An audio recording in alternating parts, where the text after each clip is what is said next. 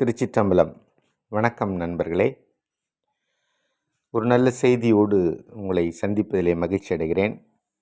குறிப்பாக என்னுடைய இந்த வீடியோலாம் பார்த்துட்டு செய்தி அனுப்புகிற, வாழ்த்து சொல்லுகிற எல்லா நண்பர்களுக்கும் என் மனமார்ந்த நன்றி. இந்த தலைப்பை பார்த்துட்டே ஒருத்தங்க வாழ்த்து போட்டிருந்தாங்க. இந்த தலைப்பே நல்லா இருக்குது சார், நான் இன்னும் ஓப்பன் பண்ணி கூட பார்க்கல, ஆனால் இந்த தலைப்பே நல்லா இருக்குது அப்படின்னு போடுகிற அந்த நண்பர்களுக்கும் எனது நன்றியை சொல்லி இப்போது செய்திக்குள்ளே போகலாம். தவறாக எழுதியது பேனாவா இருந்தாலும் எல்லோரும் காகிதத்தை தானே கிழித்து போடுகிறார்கள்.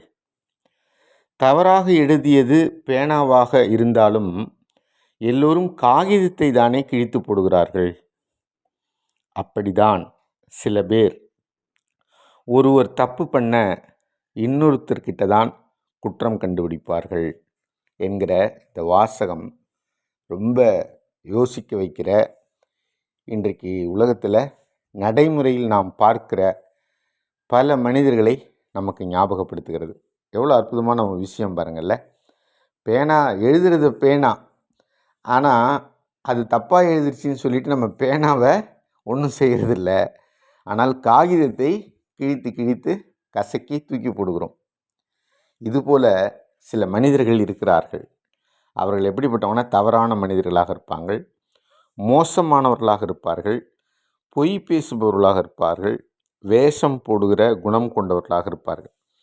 அவங்க என்னென்னா எந்த தப்பையும் அவங்க தப்பை அவங்க ஒத்துக்க மாட்டாங்க, அடுத்தவர்கள் மேலே பழி போட்டு கொண்டே இருப்பார்கள், கிழித்து கசக்கி தூக்கி போட்டு கொண்டே இருப்பார்கள். இந்த உலகத்தில் இது யதார்த்தமாக இருக்குது.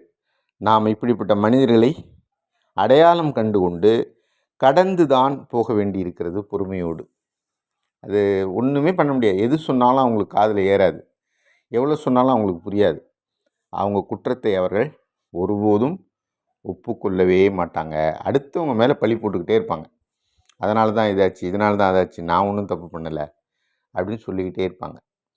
அப்போது இது உலகத்தில் நம்ம பார்க்குற மனிதர்கள்.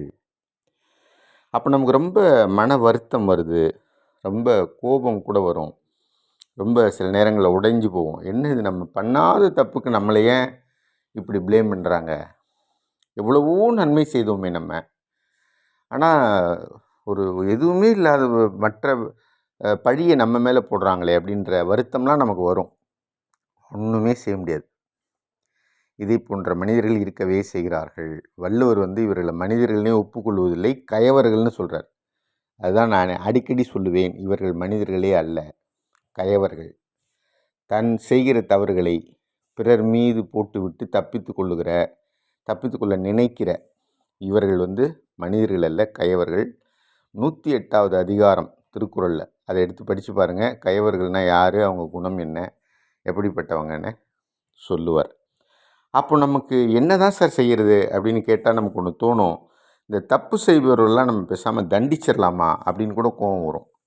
ஆனால் அதெல்லாம் உங்கள் நேரத்தை நீங்கள் வீணடிக்க வேண்டாம். ஏன் தெரியுங்களா? அதில் ஒரு ரகசியம் இருக்கிறது.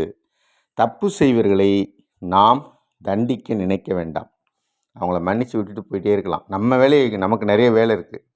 அவங்க பின்னாடி ஓட ஆரம்பித்தோம்னா நம்ம வேலை கெட்டு போகும். அதனால் 2 விஷயம். ஒன்று, அவங்க பின்னாடி நம்ம போக வேணாம், நமக்கு நிறைய பயனுள்ள வேலைகள் இருக்கிறது. அவங்க பயனற்றவர்கள், தீயவர்கள், விஷப்பாம்பு மாதிரி அவங்கெல்லாம். அவங்க பின்னாடி நம்ம போகக்கூடாது. ஏன்னா அவங்களுக்கு வேறு வேலை எதுவுமே இல்லை, அடுத்தவர்கள் வாழ்க்கையை கெடுப்பதே அவர்களுடைய வேலை. ஆனால் நமக்கு அப்படி கிடையாது, நமக்கு நிறைய பயனுள்ள வேலை இருக்குது. அதனால் அவங்கள பின்னாடி நம்ம போக வேணாம். ஒன்று. மிக முக்கியமானது, அதை விட நாம் அவர்களை தண்டிக்க நினைக்கவே வேண்டாம். ஏன் தெரியுங்களா? அவங்களுடைய கெட்ட குணங்கள் இருக்குது பாருங்கள், தீய குணங்கள், அதுவே அவர்களை அழித்து விடும். நாம் கவலையப்பட வேணாம். எப்படி சார் சொல்கிறீங்கன்னு கேட்டால், ஒரு துரியோதனன், அவனிடம் இருந்த கெட்ட குணம்தான் அவனை அழித்தது. எவ்வளோ பெரிய பெரிய மனிதர்கள், பீஷ்மர் போகிற யாராலும் வெல்லப்பட முடியாத மனிதர்கள் அவங்க கூட இருந்தாங்க. கர்ணன் இருந்தான், கிருபாச்சாரியார் இருந்தார், துரோணர் இருந்தார், சாகாவரம் பெற்ற அஸ்வத்தாமன் இருந்தான், எவ்வளோ பேர் இருந்தாங்க.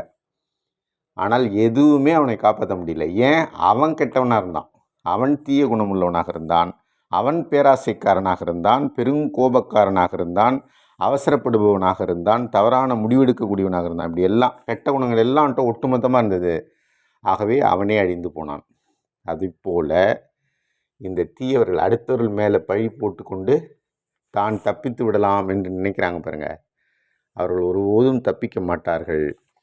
அவர்களை தண்டிக்கணும்னு நாம் நினைக்க வேணாம், அவர்களே அழித்து கொள்வார்கள். அவருடைய தீய குணமே அவர்களை அழித்து விடும். நாம் போய்கிட்டே இருக்கலாம். அதனால் வருத்தப்படாதீங்க. நம்ம மேலே இப்படி தூக்கி பழி போடுறாங்களே, நம்மளை கசக்கி தூக்கி போடுறாங்களே, யாரோ செஞ்ச தப்புக்கு நம்மளை கசக்கி தூக்கி போடுறாங்களேன்னு அந்த காகிதம் வருத்தப்படுவதைப் போல நீங்கள் வருத்தப்படாதீங்க. தட்டி விட்டுட்டு போயிட்டே இருங்க. அடுத்த வேலை, உங்கள் வேலை என்னவோ அதை பார்க்க ஒரு சிரித்த புன்னகையோடு கடந்து போங்கள். உங்கள் வேலையை பார்க்க நீங்கள் போய்கொண்டே இருங்கள். நன்றி, வணக்கம்.